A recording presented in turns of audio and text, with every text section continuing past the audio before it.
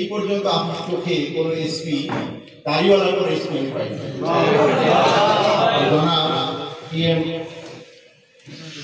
মোশাররফ হোসেন আমাদের মাঝে উপস্থিত হয়ে এই অনুষ্ঠানকে অলঙ্কৃত করেছেন। এই জন্য আমি ইসলামিক ফাউন্ডেশন এবং ইমাম সাহেবের পক্ষ থেকে আহলান সাহলান মুবারক জানাচ্ছি। আমাদের মাঝে বিশেষ অতিথি হিসেবে উপস্থিত হয়েছেন জনাব আবু সাইদ।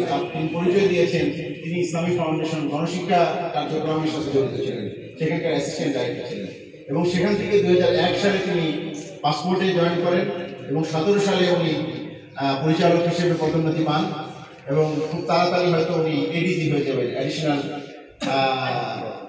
ডিজি হিসেবে হয়তো জয়েন করবেন আশা করা যাচ্ছে। আমরা তার উত্তরোত্তর উন্নতি কামনা করছি। আল্লাহ তাআলা ওনাকে এবং ওনার পরিবারকে কামিয়াব করেন। আমাদের মাঝে অন্যান্য আমার বিশেষ অতিথিবৃন্দ, আমার অন্য সহকর্মীবৃন্দ, বিশেষ করে আজকে যাদের নিয়ে আয়োজন হযরত উলামায়ে কেরাম, আমি আপনাদের সামনে দুইটা আয়াত তেলাওয়াত করছি যেখানে আল্লাহ তাআলা আলেমদের সম্মানের কথা বলেছেন। আল্লাহ নিজে ঘোষণা করেছেন ইন্না আকরামাকুম ইনদাল্লাহি আতকাকুম। আল্লাহ তাআলা আলেমদের সম্পর্কে বলেছেন ইন্নামা ইয়াখশাল্লাহু মিন ইবাদিহিল উলামা। আমার বান্দাদের মধ্যে উলামারা আমাকে সবচেয়ে বেশি ভয় করে। আয়াতের মধ্যে আল্লাহ বলতেছেন যে যারা আমাকে যত বেশি ভয় করবে তারা আমাকে তত বেশি খুশি হবে। এই দুই আয়াতের দ্বারা প্রমাণিত হয় উলামায়ে কেরাম আল্লাহর কাছে প্রিয়, সাথে সাথে আপনারা জনগণের কাছে প্রিয়। আল্লাহ নিজে বলেছেন কুল ইয়াসতাবিল্লাযীনা ইয়ালামুনা ওয়াল্লাযীনা লা ইয়ালামুন। যারা কোরআন হাদিসের জ্ঞান রাখে আর যারা রাখে না তারা কখনো এক বরাবর হতে পারে না। কত বড় পার্থক্য! ফজলুল আলিমি আলাল আবিদি কাফজলি আলা আদনাকুম। একজন আলেমের মর্যাদা একজন আবেদের উপরে, যেরকম রাসূল বলেন যে আমার মর্যাদা একজন সাধারণ সাহাবীর উপরে। আর সর্বশ্রেষ্ঠ আল্লাহ রাসূল সাল্লাল্লাহু আলাইহি ওয়াসাল্লাম সমস্ত মুখলুকের মধ্যে সর্বশ্রেষ্ঠ বনি আদম, সমস্ত বনি আদমের মধ্যে সর্বশ্রেষ্ঠ মুসলমান, আর সমস্ত মুসলমানের মধ্যে সর্বশ্রেষ্ঠ উম্মতে মুহাম্মাদী, আর উম্মতে মুহাম্মাদীর মধ্যে সর্বশ্রেষ্ঠ রাসূল সাল্লাল্লাহু আলাইহি ওয়াসাল্লাম ঘোষণা দিয়েছেন খায়রুকুম মান তাআল্লামাল কুরআন ওয়া আল্লামা। যারা নিজেরা কোরআন শিখে অন্যকে কোরআন শিখায় তারা হলো সমস্ত মানব জাতির মধ্যে সর্বশ্রেষ্ঠ সন্তান। আল্লাহ তাআলা আপনাদেরকে ইজ্জত দিয়েছেন আপনার রাসূলের ভাষায়, কোরআনের ভাষায়, আল্লাহর ভাষায়। সুতরাং কে ইজ্জত দিল না দিল তাতে কিছু আসে যায়। সম্মানিত হাজিরিন, যদিও উলামায়ে কেরামকে গত 25 বছর জঙ্গি, তারপরে কি যেন বলে রাজাকার, বিভিন্ন নামে অভিহিত করা হয়। আপনারা তো আপনারা এক জেলা কার্যালয়ে জয়েন করলাম 13 সালের ডিসেম্বর মাসে, 5 তারিখে নির্বাচন হলো 14 সালে, 13 তারিখে প্রথম আক্রমণ করলো সেই জেলার প্রধান আমাদের আওয়ামী লীগের সভাপতি সাহেব, তারপরে আক্রমণ করলো একজন এমপি, তারপরে সেখানকার পিপি ইসলামী ফাউন্ডেশনের সব হলো জঙ্গি আর আমি তাদের প্রধান। বুঝতে পারছি? অথচ আমি পরে নিয়ে জেলা প্রশাসককে বললাম যে আমাকে একটু সময় দাও।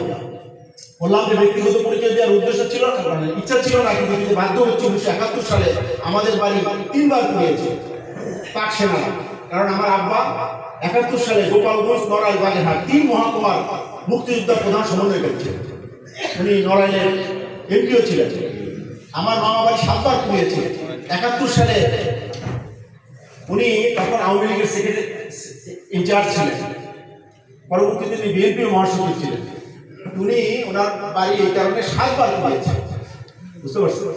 অথচ দাড়ি টুপি রাখলেই জঙ্গি, রাজাকার, একটা উপাধি। তারপরে বড় বড় উলামায়ে কেরামকে কোন জায়গায় মানে যাদের সাথে ওই কাজের কোনো সম্পর্ক, আল্লাহ তাআলা নিজে বলছেন ওয়ালা তাজিরু ওয়াজিরাতুন বিজরা উখরা। বাপের অপরাধের কারণে ছেলেকে কোনো সাজা দেওয়া যাবে না, ছেলের অপরাধের কারণে বাবাকে কোনো সাজা দেওয়া যাবে না। এটা স্পষ্ট আল্লাহর কোরআনের আইন। সেই আইনকে লঙ্ঘন করে কোথায় কোন রাজাকার মানে একজন ডাকাত তার দায় একজন আলেমের উপর চাপে তাকে। তো আল্লাহ তাআলা আশা করা যায় সেই অবস্থার পরিবর্তন হবে, যেই পরিবর্তনের একটা ছোঁয়া আমরা দেখছি। একজন দাড়িওয়ালা লোককে এখানে এসপি হিসেবে বলা যাও। আলহামদুলিল্লাহ সেই আমলেও আমরা ওই আমলেও আমি 3.5 বছর বাগেরহাটের ডেপুটি ডাইরেক্টর ছিলাম, ছিলেন উনি চেষ্টা করেছেন, ওনার উপর বহু চাপ সৃষ্টি করা হয়েছে যে অ্যারেস্ট করার জন্য আলেমদেরকে। কিন্তু উনি কার্যত চেষ্টা করেও কোনো আলিমকে ওনার দ্বারা নেই। উনি এখানে র‍্যাব 6 এর প্রধান ছিলেন, উনি কাউকে সেই আমলেও যারা ভালো ছিল আমরা তাদেরকে অবশ্যই শুকরিয়া। আল্লাহ বলেছেন মাল্লাম ইয়াশকুরুন নাস লাম ইয়াশকুরিল্লাহ, যে বান্দা শুকরিয়া আদায় করে না সে কখনো আল্লাহ শুকরিয়া আদায় করতে পারে না। ওনাকে এখনো ধন্যবাদ জানাই। আমি এসপি সাহেবের মাধ্যমে ওনাকে ধন্যবাদ পাঠাতে চাই। এই উলামায়ে কেরামের পক্ষ থেকে উনি এই এলাকায় কাজ করেছেন, রফিকুল ইসলাম সাহেব ওনার দ্বারা কোনো আলেমকে নির্যাতন হয় না। এরকম ভাবে খালি নির্যাতন হয় নাই, বরং উনি সেভ করেছেন আলেমরা, এই জন্য ওনাকে ধন্যবাদ জানাই। সেই সময় ডিসি সাহেব পেয়েছেন, উনি আমাকে কানে কানে বলেছেন যে দেখেন তো এই দিন খাবার পাচ্ছে না, তাদেরকে বলেন আবেদন করতে, আমি দিয়ে দেবো। সেই রকম প্রশাসনের ভালো লোকও পেয়েছে। খালি মানে আমরা খালি প্রশাসনের খারাপ দিকগুলো বলবো, তাদেরকে ভালো কিছু লোক আছে প্রশাসন ক্যাডার এবং পুলিশ ক্যাডারে এখনো অসংখ্য লোক আছে যারা চাকরির টাকা ছাড়া কোনো ঘুষের টাকা ধরে না। আমরা তাদেরকে শ্রদ্ধা জানাই, সালাম জানাই, সেলুট জানাই। সম্মানিত হাজিরিন, আজকে আমাদের যে অনুষ্ঠান উদ্দেশ্য বাংলাদেশের উলামায়ে কেরাম অর্থনৈতিকভাবে অত্যন্ত দুর্বল। বাংলাদেশে আপনারা এখানে বলেন ইমামতিতে 10,000 টাকার উপর বেতন পান, এরকম প্রয়োজন আছে? ওই যে 2-3 জন আছে এখানে, 200-250 লোকের মধ্যে 2-3 জন পাবে না। 1% না, 2% বা 3-5% না। 10,000 টাকা কি চলে? আমি তো একদিনের বাজার আমার 10,000 টাকা লেগে যায়, আর উনি সারা মাস 10,000 টাকা কিভাবে চলে? আর ওই অধিকাংশ দেখবেন 2,000, 3,000, 5,000 টাকা।